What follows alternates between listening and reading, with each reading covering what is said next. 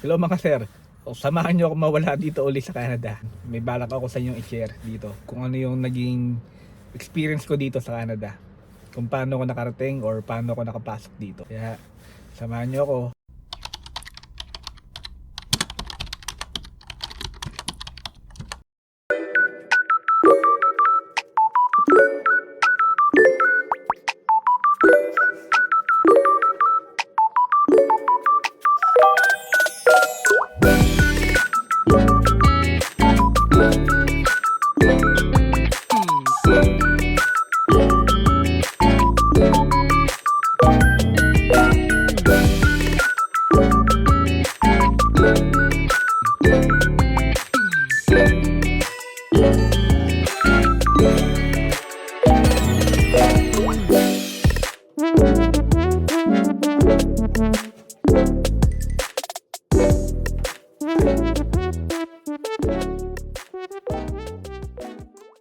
Dumating ako dito sa Canada year 2022 yata. O tama, 2022.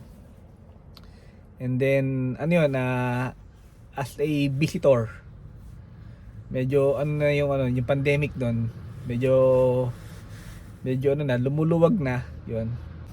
Ayun yung time na may policy yung Canada na pag visitor ka or nag-tourist ka rito, pwede kang maghanap or mag-apply ng trabaho kung makakahanap ka ng employer. Kaya yon, nag-try ako noon 2022. Pero nagpunta pala muna ako sa US noon. Sa US muna ako nag-try sa tiyahin ng asawa ko. Kay Auntie Lilia sa Texas. Ay Ante. Yun. Nag-try muna ako doon. Pati pala kay sa asawa niya, kay Uncle Tom. Yun. Try muna ako doon. Pero hindi pala talaga ganun kadali sa Amerika. Kaya nung mag-expire na yung status ko doon, nag-exit na ako. Nag-invite yung hipag ko dito sa Canada na dito ko mag-try maghanap ng trabaho. Sakto may policy yung Canada noon. Kaya ayun, naglakas loob ako magpunta rito, nagbaka sakali. And then awa naman ng Diyos at sa sobrang bait ng Panginoon, nakahanap ako ng mag-i-sponsor sa akin. Nag-ano pala muna ako noon, nag-apply muna pala ako noon dito online, walk-in, halos lahat dito na malapit sa titirhan ko. Sa mga hipag ko nung una, hipag at bayo ko. Nag-walk-in kami lahat dito na pwedeng pasahan, mga restaurant, hotel, mga store, basta lahat ng pwedeng pasahan dito na malapit dito sa lugar. And then ayun, may isang nagkamali na tumawag sa akin na for interview. And then ayun, awa naman ng Diyos, ang bait talaga ng Panginoon.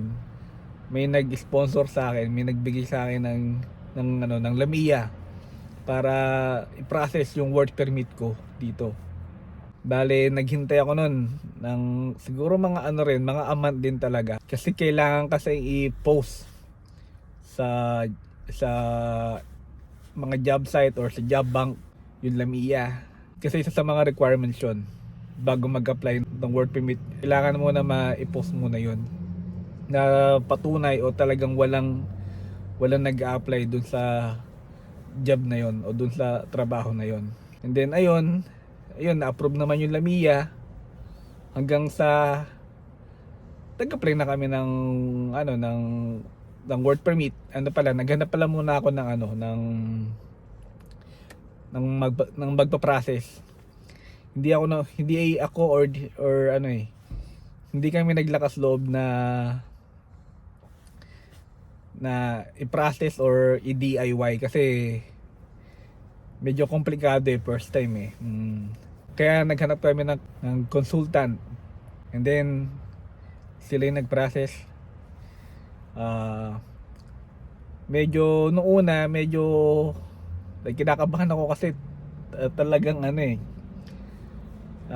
parang ang hirap kasi niisip ko kagad ma-denied or ma-deny. Kasi yung na-applyan ko or yung napasukan ko trabaho is malayo dun sa line of experience ko or dun sa ano ko or dun sa previous ko na trabaho. Wala akong ka-experience dun sa ito sa napasukan ko, dun sa nag-hire sa akin. Nag-take lang siya ng risk din talaga. Ewan ko, napakabait din ng employer ko. Kahit na ngayon medyo ano, hindi, biro lang. Yung asawa niya, hindi. Ayun. Mabait yung employer ko eh, kahit na wala akong experience dun sa trabaho na yon. Talagang nagbigay siya ng mga documents, lahat para sa application ko. And then ayun, nag-apply ako ng ano, nag-apply na kami, yung ano ko, yung consultant ko. Nagbayad ako sa dami-dami ng mga na pag-inquiran ko or na pagtanungan ko ng mga consultant dito, ay yung pinakamura. Ano yun, kay Miss Amelia Ajok yun eh. I-search nyo na lang. Napaka affordable niya para sa akin. Medyo siyempre sa una ko mabigat, pero mas ikukumpara mo sa iba, ayun na yung pinakamura nung time na yun talaga. Hindi tulad nung mga iba kong mga napagtanungan, halos doble, triple or 4 times pa nung sa presyo nung sa Adyo. Kaya nagpapasalamat ako kay Miss Amelia dun sa mga nag-process sa ano ko, sa work permit ko. Ayun. And then ayun, naghintay kami ng naghintay ng approval ng, akala ko nung una, sabi ko baka mabilis lang, sabi ko baka mga 1, 2, 3 buwan hanggang sa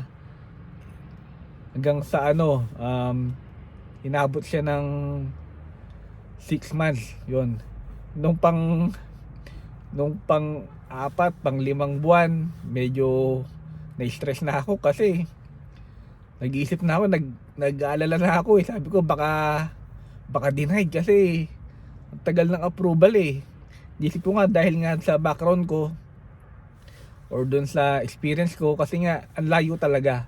Wala akong pinasang any documents na related dun sa trabaho na napasukan ko dito or yung na-applyan ko. Wala talaga. Ang mga pinasa ko lahat, yung mga certificate ko nung dun sa previous ko na trabaho dati. Ayun talaga, hindi ako nagsinungaling, basta naging honest lang ako lahat sa mga documents ko. Para kung approve, kung hindi, di ba?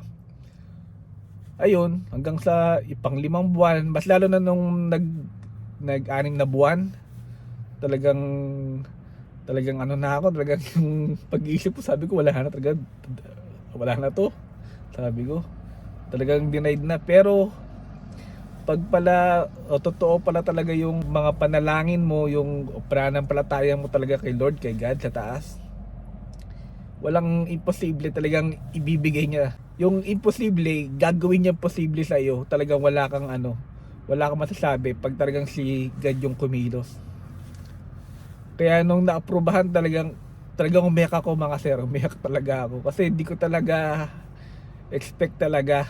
Nag-take risk din ako kasi sabi ko ayun na yung ano ko, yung pagkakataon ko eh, or ayun na yung ano talaga eh, yung nagbigay sa akin ng daan para makapasok dito sa Canada eh. Buruin nyo, sa tourist tapos nakahanap ng Lamia. Ang hirap kaya maghanap. Ang hirap. Hindi sa inaano ko yung mga ibang balak mag-tourist dito. Pero dapat handa talaga kayo dapat. Dapat may budget kayo kasi talagang dapat mo talagang sugalan. Talagang magpopondo ka talaga eh. Kasi una pa lang pag-a-apply mo ng visa. And then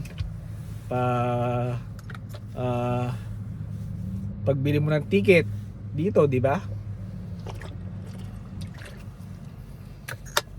ticket sa eroplano. Tapos ayun, maswerte ka kung meron kang ano rito, kung meron ka rito kamag-anak na pwede mong tuluyan, 'di ba? Para medyo maka-save ka sa pagbayad sa rent or sa upa. Ayun yung mga points o yung mga factor na dapat mong isipin. Kaya ako nagpapasalamat ako, ang laki ng utang ng loob ko sa bayo ko, sa kasahipag ko, sa kapatid ng asawa ko. Kasi talagang sila yung yung bukas kamay na osmalo sa akin dito na sige, ganyan, halos lahat isubo sa akin dati. Hiyang-hiya na nga ako dahil nga, di ba, sa gastos, nakakahiya talaga eh. Wala akong naiabot sa kanila nung mga time na yun nung naghihintay ako ng kasi talagang wala na akong budget eh. Meron man akong budget, ayun na lang yung pinapadala ko sa mag-ina ko sa Pilipinas nung time na yun.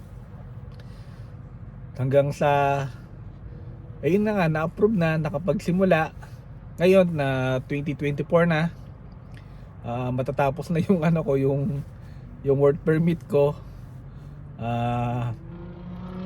Ilang buwan na lang, anong date na ngayon? Ano na ngayon? Ano ba? May na yun, may ilang buwan na lang ako, may ilang buwan dito para sa work permit ko. Ayun pa,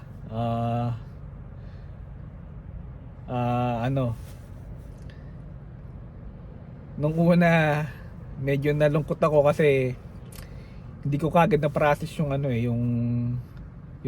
PR ko, yung PR application ko ng time na yon. Eto ngayon, kasi talaga yung kailangan mo pa rin talaga ng budget. Aminin ko, hindi sapat yung kinikita ko dun dito sa trabaho. Nalaman ko rin pala dito na yung kaya pala may mga double job, triple job, kasi may mga company pala talaga na hindi rin talaga nakakapagbigay ng tamang oras, ng halimbawa ng 40 hours by week or weekly. Kaya sa isang buwan talagang hindi mo rin talaga mapupuno yung oras na gusto mo o yung dapat na oras o doon sa kontrata mo. Although na pwede akong mag-complain or mag-file sa IRCC, hindi ko na rin na ginawa kasi na rin pasasalamat na rin talaga sa employer ko dahil sila pa rin talaga nagbigay. Kasi ngayon na iintindihan ko yung sistema dito. Talagang may mga araw or may mga buwan, oras na talagang yung business mahina, kaya yung kailangan nilang ng oras ng empleyado makabawas para syempre para makasave. Yung mga mga taga Middle East o sa amang bansa or sa Singapore, Asia, sabihin ko sa inyo,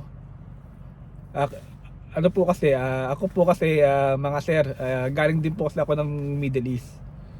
Halos 10 years din po ako doon. Kaya medyo na ko po yung sistema. Kaya po yung mga taga Middle East dyan or saan man sa Asian or saan man sa bansa, iba po talaga dito yung sistema. Kung sa Middle East, halos madalas yung bahay or yung accommodation libre, di ba?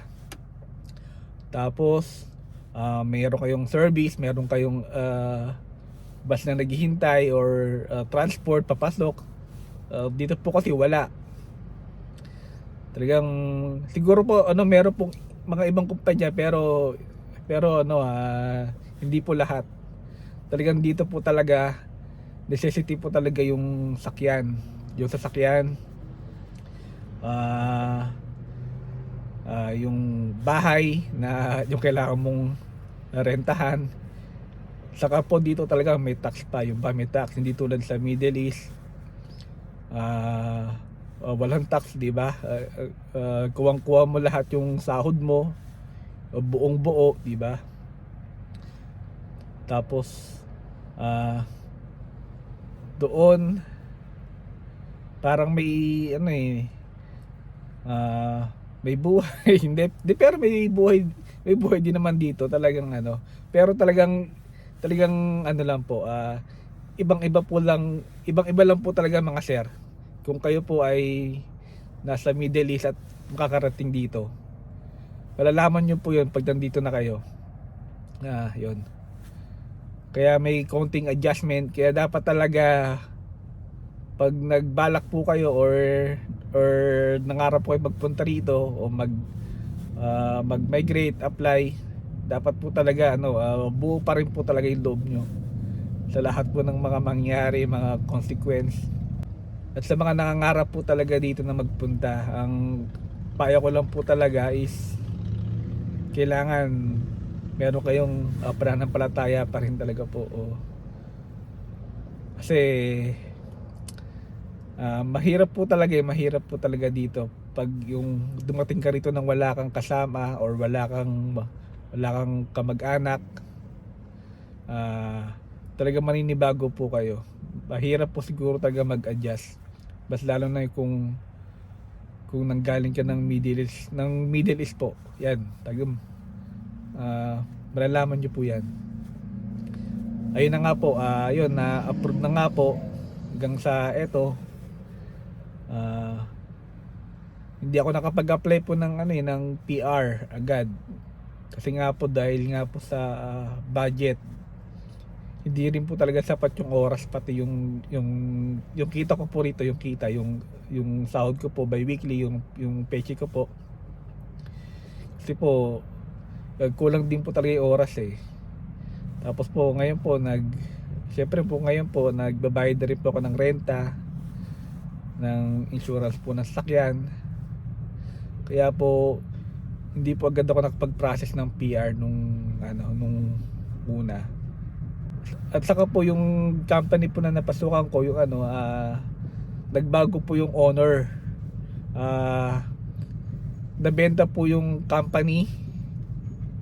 Yung dati po may-ari po is Korean. Yung nakabili po ngayon Indian. Kaya nung makausap ko po yung boss ko o yung manager ko, yung employer ko, ayun nga po, yung bago nga po daw ngayon na owner, hindi nga po daw nagpa-process ng Lamia. Kaya sabi ko nung sa employer, sabi ko okay, I understand, that's fine. Although kahit daw siya, yung manager ko, kesyo gusto niya pa, pero ayun nga, dapat po talaga oras na makakuha kayo ng work permit, hanggat maaari ma-process nyo na yung PR nyo within time frame ng work permit nyo. Tapos po ay nga po, ako po nung mga time na yon, kasi alam ko 6 months na lang po yata ako nung dapat or mag 6 months na lang po yung ko dito, yung status ko. Na po ako, ready na po ako umuwi or bumalik po sa Pinas or mag-ibang bansa po ulit, kung saan man, kung sa Asia man or sa Middle East. Ready na po ulit ako kasi po ay nga po, hindi ko po agad na process yung PR. May mga kulang ako na documents hanggang sa may bago pong announcement yung Canada, yung IRCC nung March 1. Hindi ko po expect talaga na maglalabas sila ng ganong pathway. Ayun po yung tourism and hospitality pathway po dito sa Alberta.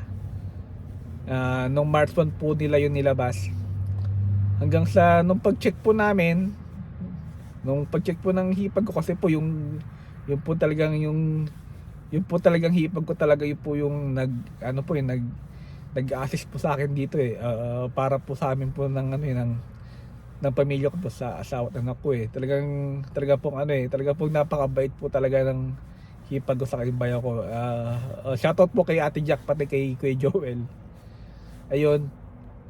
nung mabasa po ng hipag ko yung ano po, yung pathway na yon, eh parang naging okay po yata yung status ko na pwede ako mag-apply, pwede akong makapasok po sa pathway na yon. Kaya po agad-agad po nung paglabas po na yon ng announcement po yon ng IRCC, eh nag-create po agad yung hipag ko ng ano po, ng profile or ng application po namin. Hanggang sa awa po ng Diyos, eh nakompleto naman po namin yung application, yung mga documents po na dapat ipasa. Kaya ayun po, ayun po yung naging ano ko ngayon, naging parang pagkakataon ko ngayon or second chance po na magpatuloy po dito sa Canada. Nakapag-apply po kami doon, kaya at isa pa po, awa po ng Diyos po, pag-apply po namin, siguro po ano, wala pa po yatang 1 month na is-approve po or nagbigay po ng nomination yung Alberta po sa akin. Kaya po talagang umiyak po ako noon sobra. Nagkaroon po ako ng PNP, provincial nominee nomination po nung time na yon. Umiyak po talaga ako kasi hindi ko po talaga expect sa within na time frame na po yun ng status ko, na halos parang 5 buwan na lang po yata, eh nagkaroon po ako ng pagkakataon po makapag-apply po ng PR po. Kaya nagpapasalamat po talaga ako sa taas, kay God po, kay Lord. Wala po akong masabi, talaga pong napakabait po talaga niya. Pag po talaga sa God or talagang yung pananampalataya nyo po sa Kanya is talagang totoo, ibibigay niyo po talaga. Kaya po ano na pong masabi, maraming salamat po talaga sa taas, kay Lord, Panginoon. Ngayon po, awa po ng Diyos, naghihintay na lang po kami ng approval at hopefully nga po, yun nga po, ma-approve para po sana yun makapagpatuloy po dito sa Canada, makapag-upgrade po ng bagong trabaho. At syempre po, para madala ko po yung pamilya ko, yung asawa at anak ko po. Sobrang miss na miss ko na po sila. Talagang gusto ko na po silang makapunta rito. Kahit mahirap man po or kahit naman po mahirap, pero alam ko yung kakayanin. May bombero, mukhang may sunog. Mukhang may sunog mga sir. Huwag naman sana doon sa lugar namin. Yan. Ayun po mga sir, kaya nagpapasalamat ako ngayon at nakinig kayo sa akin sa pag-share ko ngayon ng experience ko dito, kung paano po ako nakapasok or naka-apply. Maraming salamat po sa pagkinig nyo or sa panonood nyo ngayon sa konting oras. Maraming salamat po. Samahan nyo ako ulit mawala dito sa Canada, ha. Maraming salamat mga sir. See you on the next vlog.